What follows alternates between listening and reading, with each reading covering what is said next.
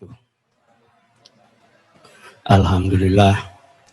Alhamdulillahirabbil alamin wa bihi nasta'inu ala umuri dunya waddin.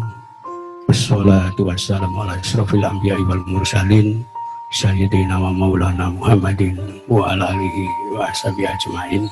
Amma ba'd. Lumayan para alim ulama, para kiai yang kawula taati, khususnya kepada Kiai Haji Idris Abdul Hamid, Kiai Taufik Abdurrahman, dan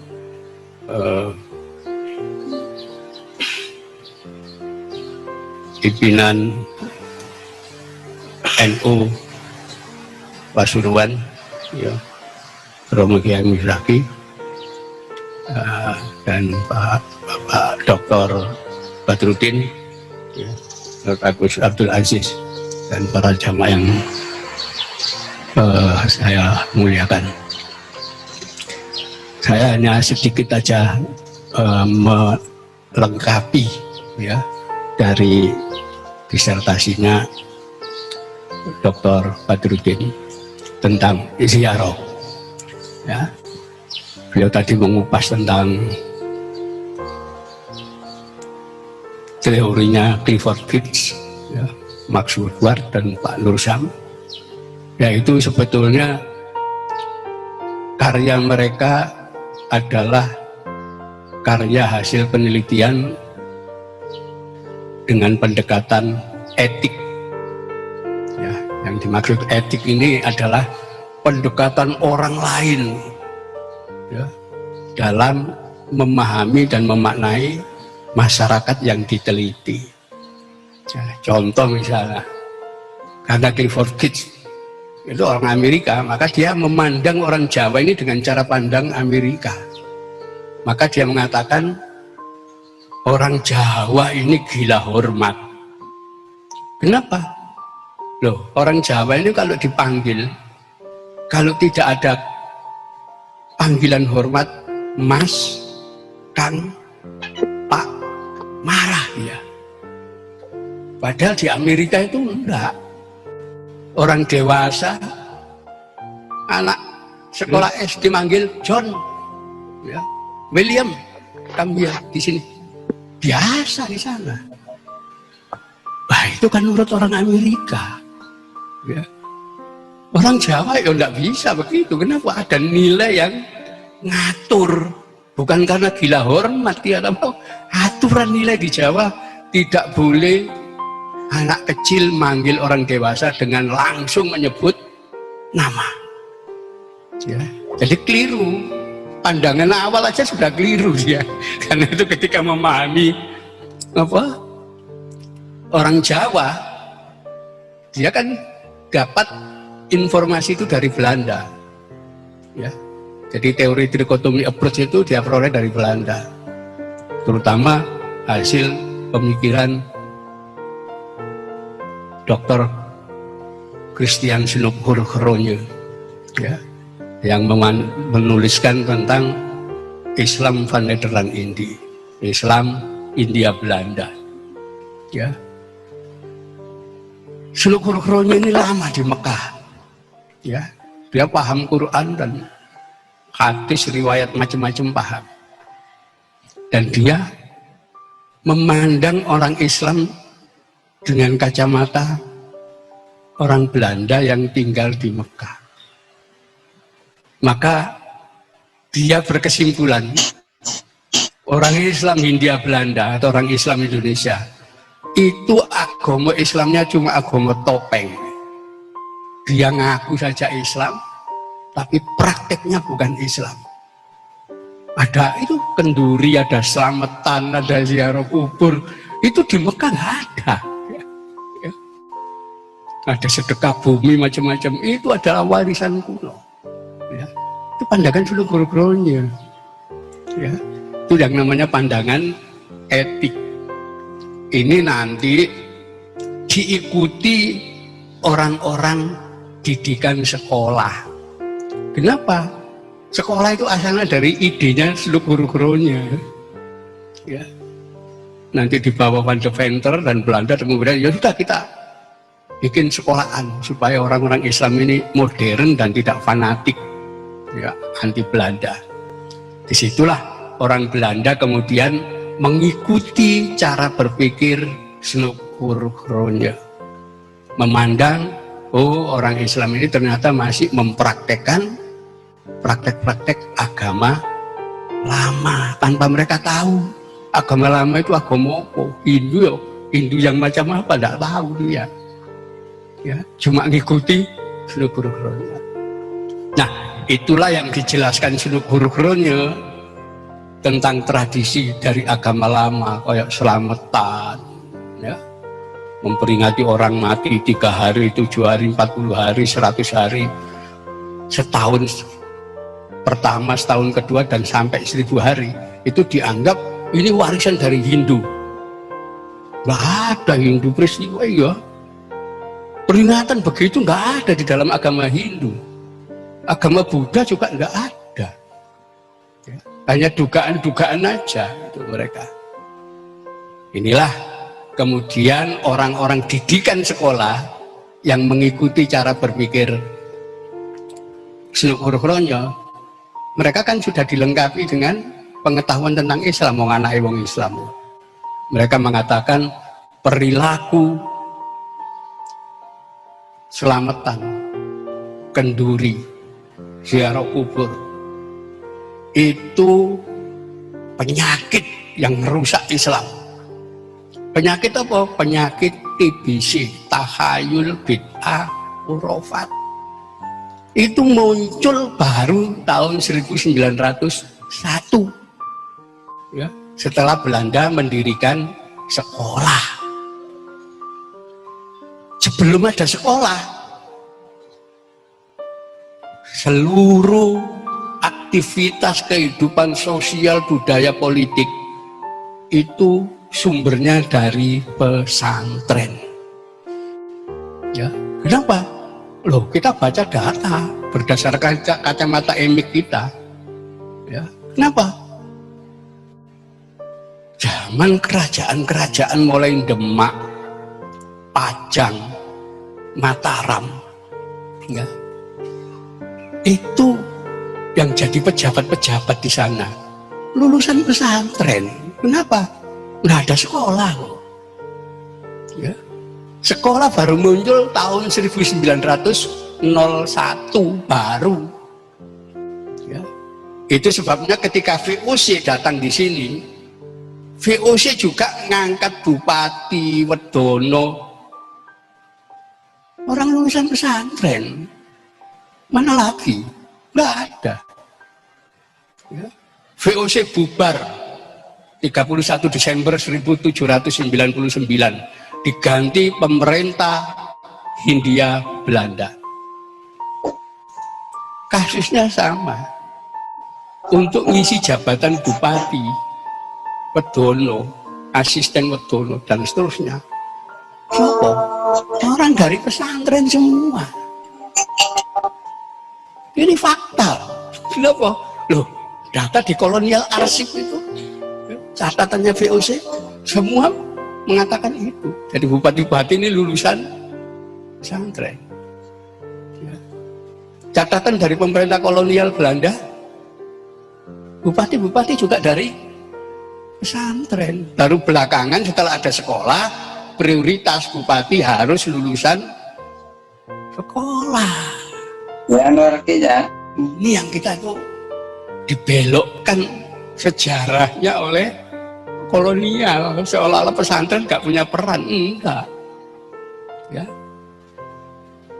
Baik pemerintah pribumi mulai zaman Demak, Pajang sampai Mataram, sampai Jogja, Surakarta itu alumnus pesantren semua, ya.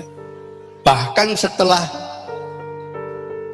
dilakukan politik etis membuka sekolah, ya, dan anak-anak Muslim Indonesia belajar di sekolah, itu lahir tokoh-tokoh yang masih merupakan keturunan kiai, ya, Mereka inilah yang diam-diam apa? Merintis kebangkitan nasional. Ya. Dr. Sutomo kita kenal. Ya. Loh, beliau itu cucunya Kiai Abdullah, bekas pasukannya Pangeran Diponegoro yang melarikan diri ke wilayah Nganjuk. Pindah. Nanti ada tokoh, oh ini Raden Mas Tirto Adi Suryo, ya, yang dianggap sebagai pemula apa perintis wartawan nasional yang mengkonsep Sarekat Dagang Islam. Ya, itu cucunya Bupati Bluro Tumenggung Tirtono. Itu juga pasukannya Diponegoro yang kemudian dipecat oleh Belanda. Karena apa? Karena berpihak pada pemberontakan Pangeran Diponegoro. Termasuk ada orang lulusan Mosvia yang terkenal pinter, cerdas. Elok ngezoom. Beliau adalah cucunya Raden Tumenggung Cokronegoro, Bupati Ponorogo. Ya, Raden Tumenggung Cokronegoro ini putranya Ki Bagus Kasan Besari Tegal Sari pesantren Ponorogo. Jadi bupati. Beliau juga dipecat. Kenapa? Terlibat pemberontakan Pangeran Diponegoro. Cucunya ini lulusan Mosvia, lulus dia jadi camat, nanti bisa jadi bupati, tapi tidak mau, ya, tidak mau bekerja kepada Belanda. Kenapa? Loh, saya ada keturunan kiai dari Tegal Sari. Beliaulah yang kemudian mendirikan dan memimpin Sarekat Dagang Islam, kemudian Sarekat Islam. Beliau yang dikenal dengan nama Haji Umar Said Cokro Aminoto. Jadi keluarga pesantren semua, kebangkitan nasional. Kenapa ini ditutupi? Ya, seolah-olah pesantren nggak punya peran. Ya. Sampai tahun 2014 itu ada seminar nasional, ya, tentang kebangkitan nasional di sebuah universitas terbesar di Jakarta. Ya. Semua diundang, termasuk PBNU diundang, tapi yang datang dari PBNU hanya reporter NU online, namanya Abdullah Alawi, ya, hadir di seminar. Nah, ketika saya datang di PBNU, reporter NU online ini lapor ke saya, Mas, saya itu sulit menulis berita. Kenapa? Seminar kemarin itu NU dihabisi. Katanya golongan pesantren NU sama sekali tidak punya peran di dalam merintis kemerdekaan bangsa maupun pembentukan negara hasil proklamasi Republik Indonesia. Semua punya peran. Sampai partai terlarang PKI itu punya peran. Kenapa? Tahun 26 PKI melawan Belanda, melakukan pemberontakan. NU sama sekali gak pernah. Ya. Akhirnya Abdullah Alam mengatakan, lah ini saya mau nulis dari mana ini mau menghabisi NU? Gak usah ditulis. Sejak itu saya kumpulkan semua data. Saya ingin tunjukkan peran pesantren dalam sejarah bangsa dan negara Indonesia. Itulah lahir buku Fatwa dan Resolusi Jihad. Saya buktikan sejak zaman kuno, sejak Portugis pertama kali datang di sini, perlawanan itu dari pesantren, ya, dari raja-raja Muslim, ya. Sampai nanti pembentukan TKR, TR itu semua dari pesantren. Ya. Itulah kita dihabisi oleh konsep sekolah. Ya. Kita seolah nggak tahu bahwa TNI yang lahir dari Tentara Keamanan Rakyat TKR 5 Oktober 1945. Itu awalnya yang membidani para kiai. Ya. Nanti silakan dibaca buku saya. Ya. Jadi ketika Jepang itu membentuk 69 batalion memperkuat Jawa dan Bali, ya, itu 3 batalion di Bali itu pemimpin batalionnya beragama Hindu. 66 batalion di Jawa semua pemimpinnya beragama Islam. Dari 66 batalion 20 batalion dipimpin kiai. Ya, itu ada catatannya. Ya. Sampai tanggal 22 Januari 1944 koran Asia Raya, korannya Jepang, menuliskan tentang banyaknya jumlah kiai di Kesatuan Tentara Sukarela Peta Pembela Tanah Air. Ya. Nanti tahun 44 juga Jepang mendidik Laskar Hizbullah. Itu. Inilah dari cikal bakal Peta dan Hizbullah, sebagian dari Heo, yang menjadi cikal bakal TKR. Ya. Ini tentara nasional pertama TKR itu. Ya. 5 Oktober 1945. Nanti 10 Oktober 1945 diumumkan jumlah TKR di Jawa 10 divisi. Satu divisi isinya 10.000 pasukan. Divisi pertama dipimpin Kolonel Kiai Haji Samun. Dokumen negara ini. Ya. Panglima divisi ketiga, ya, dipimpin oleh Kolonel Kiai Haji Aruji Kartawinata di Cimahi. Ya. Itu nanti kita bisa lihat loh, komandan resimen, komandan brigade, kiai. Ya. Itu nanti sampai pertempuran 10 November sampai tahun 46 yang namanya TKR berubah menjadi TRI, Tentara Republik Indonesia.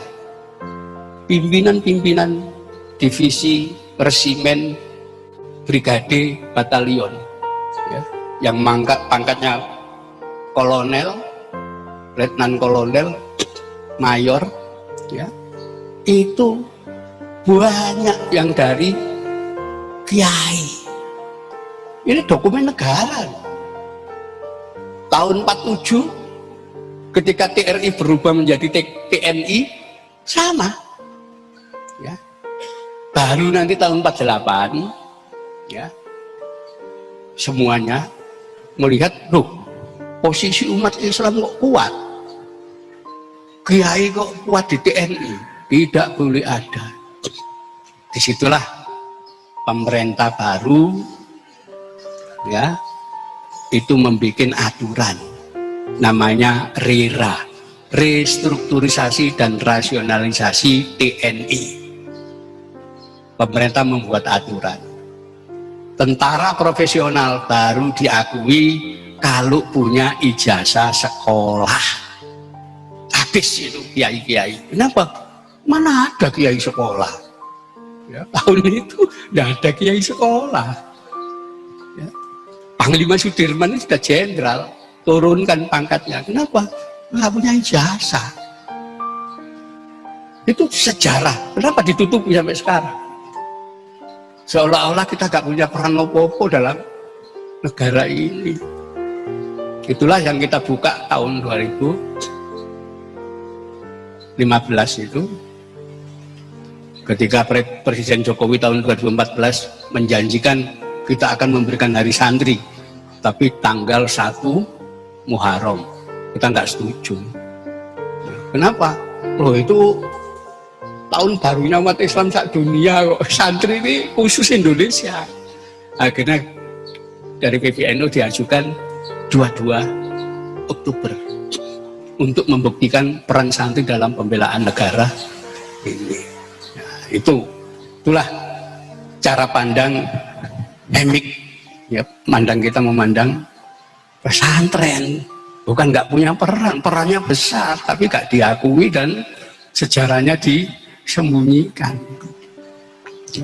Begitu juga dengan ziarah wali.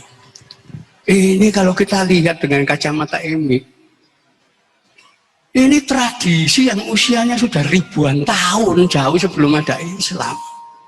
Ziarah itu. Kenapa?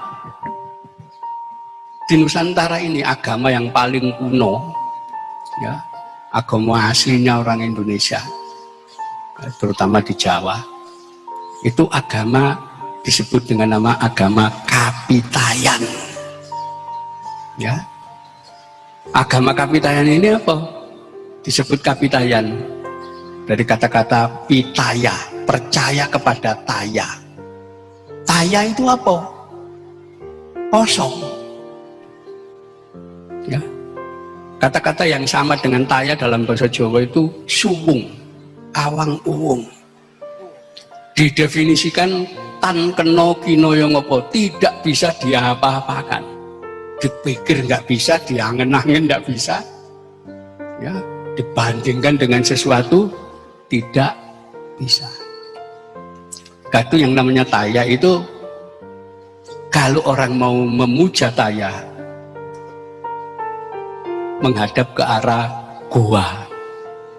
Gua itu kosong. Jadi nggak boleh ada gambaran macam-macam menghadap ke arah gua. Ya. Di depan gua itulah orang-orang tertentu yang disebut pendeta atau janggan menghadap ke arah gua dan dia melakukan sembah yang namanya menyembah yang menghadap yang kosong.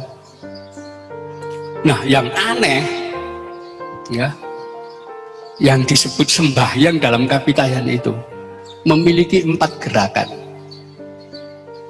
tulajek, tungkul, tondem, tulumpu. Tulajek ini berdiri tegak, apa?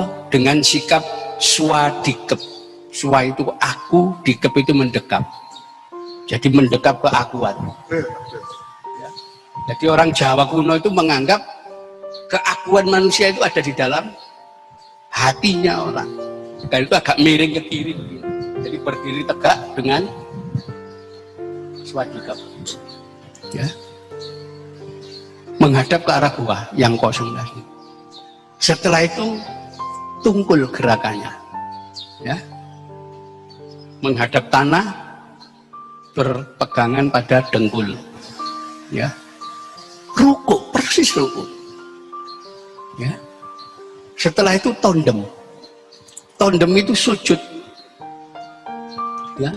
Seolah-olah bayi di dalam perut ibunya.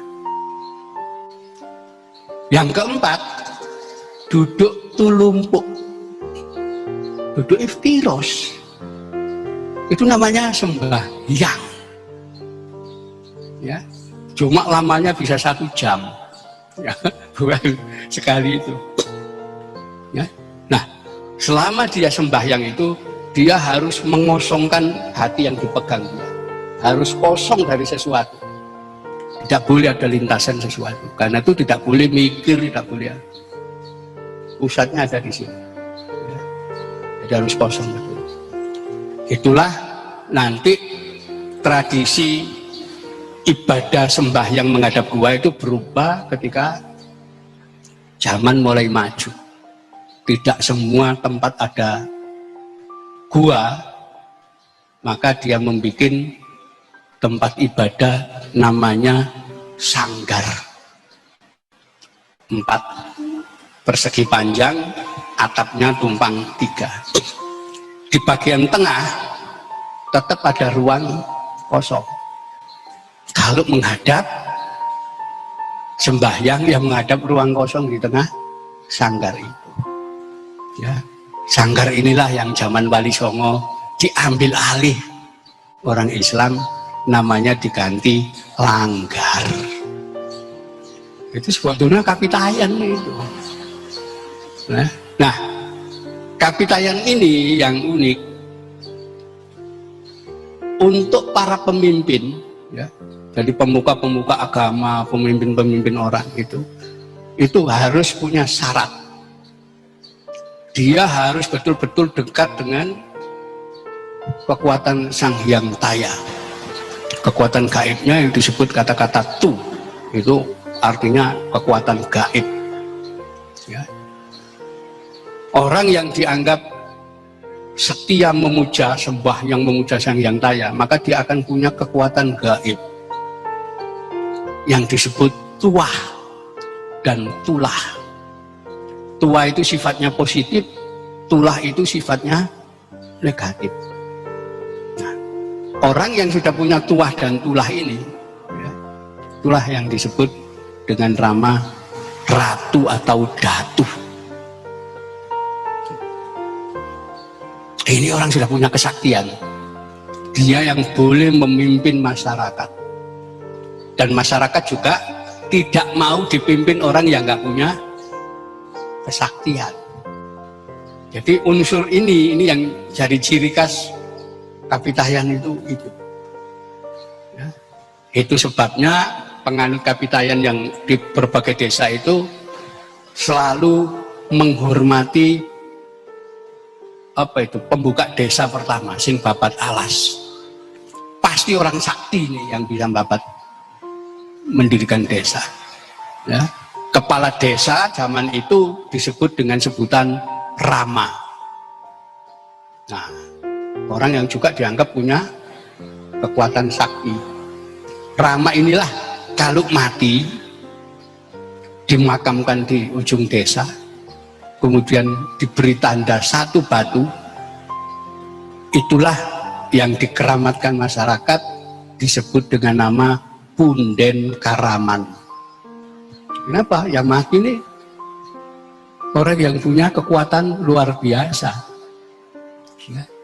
Nah, nanti ada pemimpin lagi di atas desa, itu pemimpin setingkat kecamatan, dulu namanya Wisaya. Pemimpin Wisaya namanya Buyut. Ya. Itu pun kalau meninggal itu dimakamkan dan di makamnya diberi batu, kemudian batu itu tempat itu dinamakan Punden Kabuyutan. Ya, itu zaman kuno kayak begitu. Ya.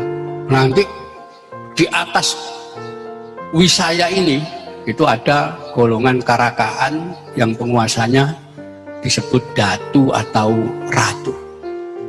Jadi ratu zaman dulu wajib sakti, wajib punya kedikdayaan.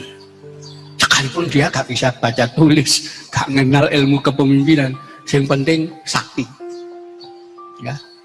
Itulah ketika awal-awal abad Masehi pengaruh India masuk, konsep raja, maharaja masuk.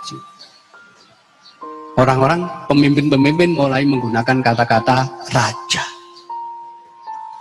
Tapi raja juga wajib seperti ratu, karena itu tiap keraton, tiap raja pasti punya keraton atau kedaton, tempat dia menyimpan pusaka. Pusaka itu punya daya sakti.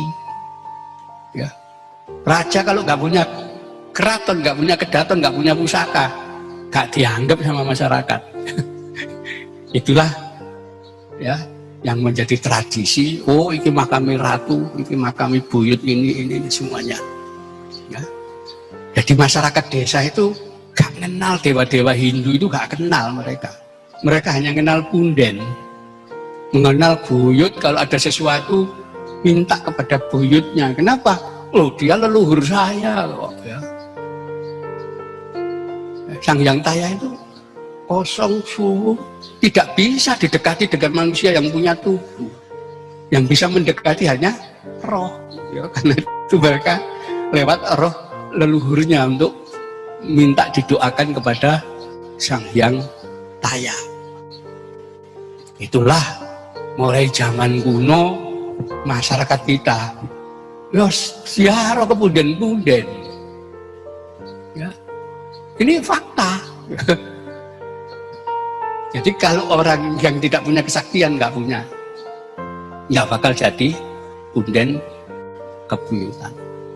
Itu nanti sampai zaman Mojopahit, zaman lalu sama. Ya. Orang-orang yang menganut agama Hindu, agama Buddha itu hanya orang keraton. Masyarakat di luar keraton masih kepunden, kapitayan. Inilah yang dipelajari para Sunan. Oh, ternyata kapitayan ini banyak kemiripan dengan Islam. Ya. Disitulah ya. Zaman Wali Songo tidak melarang juga, karena Wali Songo juga menganut itu. Ya. Karena itu kalau ada teori dari Belanda mengatakan yang menyebarkan Islam itu adalah para saudagar. Ya, itu terbantahkan kalau kita membaca secara emik data yang ada. Kenapa? Saudagar zaman itu, ya, sampai zaman Mojopahit, sampai zaman Demak, sampai zaman Pajang, ya, itu dimasukkan golongan kaum sudra. Ya, jadi makin kaya seseorang dengan kekayaan duniawi, makin rendah derajatnya. Ya. Kaum sudra, saudagar, rentenir, tuan tanah itu gak dihargai di Indonesia ini. Ya. Itu nanti kita bisa baca tentang kitab Salokantara. Oh, ternyata yang disebut kaum sudra itu saudagar, ya, rentenir, tuan tanah, orang yang menyewakan perhiasan emas, pakaian, itu golongan sudra. Lah yang paling tinggi mulia golongan Brahmana, ya, kaum agamawan, pendeta yang sudah tidak ngurusi duniawi, hidup di pertapaan itu warga nomor 1, ya, kelas nomor 1.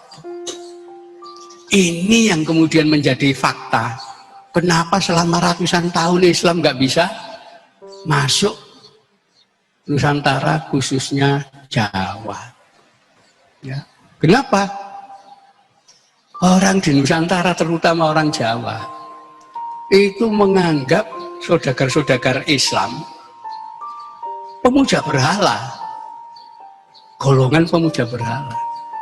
Kenapa? Loh, orang Islam kalau sembahyang itu ngadep ke arah batu ini. Ya. Ini mereka nganggap sama dengan bangsa-bangsa lain, ya, punya berhala sendiri-sendiri. Islam pun dianggap begitu. Sembayangnya gak sah kalau tidak menghadap ke arah batu besar di Mekah yang namanya Ka'bah. Itu oleh orang-orang sini dulu dianggap pemuja berhala. Karena itu ya nggak bisa mereka mau menyebarkan agama di sini. Baru zaman Wali Songo, ya, kenapa? Wali Songo itu menduduki golongan Brahmana, para guru suci yang sudah melakukan mediksa. Mediksa itu baiat, membaiat. Ya. Nah, di dalam naskah-naskah kuno, guru di sebuah dukuh yang mendidik para wiku, calon pendeta. Guru suci yang sudah melakukan diksa atau membaiat orang, itu disebut dengan nama susuhunan. Ya, Wali Songo ini menduduki posisi susuhunan, Brahmana. Nah, itu sah untuk bicara soal agama. Saudagar nggak boleh bicara soal agama. Kenapa? Loh, kalian saudagar ini yang dihitung cuma untung aja. Ya. Nanti kalau bicara soal agama, oh bisa jadi barang dagangan agama itu. Ya. Itulah kenapa zaman Wali Songo itu begitu cepat mengubah masyarakat Jawa menjadi Islam. Karena banyaknya kemiripan antara ajaran Kapitayan dengan Islam. Ya, misalnya di dalam Kapitayan itu ada ajaran poso dino pitu, puasa hari 7. Ya, itu artinya bukan puasa 7 hari, tapi cukup puasa pada hari kedua dan hari kelima. 2 tambah 5 sama dengan 7 ya. Puasa pada 2 hari itu sama dengan nilainya puasa 7 hari ya. Ini juga ditangkap oleh Wali Songo. Hari kedua itu Senin, hari kelima itu Kemis. Senin Kemis berarti sudah dijalankan tapi gak ngerti namanya ya, poso dina pitu ya. Pembagian antara pangiwa dan panengen, kanan dan kiri, kanan yang selalu baik, kiri yang tidak baik, sama ya. Jadi jangan sampai orang-orang zaman dulu ya, masuk zaman Mojopahit misalnya, memberikan sesuatu dengan menggunakan tangan kiri, bisa dibunuh waktu itu. Kenapa? Dianggap penghinaan ya. Bahkan ada aturan semua orang kalau mau ke tempat yang tidak baik ya, ke kamar mandi, ke jamban buang air, itu semuanya wajib menggunakan kaki kiri ketika masuk ya, untuk mengingat-ingat ajaran itu. Bahasa Jawa kuno untuk menyebut kamar mandi, jamban dan tempat-tempat itu disebut dengan nama kiwan atau pakiwan. Kenapa? Untuk mengingat tempat itu harus masuk dengan sikil kiwa ya. Jadi sudah ada aturan itu jauh itu sebelum Islam datang. Itulah yang kemudian dilihat para Wali Songo mirip dengan Islam. Itulah untuk pertama kali Sunan Bonang punya gagasan ya. Sejatinya para penganut Kapitayan iku wong Islam tapi belum syahadat, belum khitan dan belum kenal Al-Quran. Maka tugasnya para wali adalah mengajak mereka bersyahadat, mengajak mereka untuk khitan dan kemudian mengenal Al-Quran ya. Ini semua ada catatan sejarahnya. Itulah karena gagasan itu ketika Sunan Bonang dipanggil ke Demak. Kenapa? Untuk menjadi imam masjid Demak ya. Beliau kemudian membuat semacam kegiatan pensyahadatan massal ya. Pada bulan Maulid itu membuat tumpeng besar, diarak dari keraton ke masjid Demak ya. Jadi simbolnya Kapitayan itu tumpeng. Jadi tumpeng itu bukan Hindu tapi Kapitayan. Dari tumpeng raksasa itu diarak dengan ribuan orang ke depan masjid. Setelah itu Sunan Bonang naik ke atas panggung dan kemudian memimpin pembacaan 2 kalimat syahadat kepada ribuan orang ya, dibaca berulang-ulang. Pembacaan 2 kalimat syahadat yang disebut syahadatain, itulah dalam lidahnya orang Jawa disebut sekaten. Itu pembacaan 2 kalimat syahadat dan mulai Sunan Bonang ya, di Demak. Itu nanti dilanjutkan ketika pindah ke Pajang juga ke Mataram, tetap Grebek Maulud pasti ada upacara sekaten, pensyahadatan massal ya. Itu juga dilakukan ketika Grebek Suro ya, pada tanggal 1 Muharram. Itu juga dilakukan pensyahadatan massal. Ini proses-proses itu.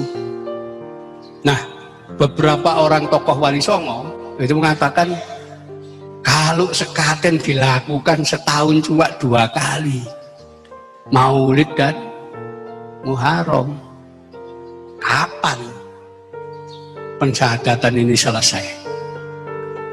Itulah Sunan Ngudung, ini ayahnya Sunan Kudus, pertama kali bikin jaranan, ya, jaran kepang, ya, keliling dari desa satu ke desa lain. Untuk apa? Mengumpulkan penduduk desa, nonton jaranan, setelah kumpul diajak membaca syahadat haram. Itulah cepat sekali berkembang Islam, ya. Termasuk Raja Muda di Ponorogo, Bathara Katong, bikin reok, ya, untuk mengumpulkan massa dan kemudian membaca syahadat bersama. Itu hampir dilakukan para wali semua. Itulah dakwah dalam tempo 40 tahun sak Jawa Muslim semua, ya. Itu efektif, ya, luar biasa. Kenapa? Ada kemiripan, ya. Termasuk nanti ada peringatan-peringatan baru, ya, selamatan, kenduren, macam-macam. Nggak ada itu zaman Majapahit, nggak ada.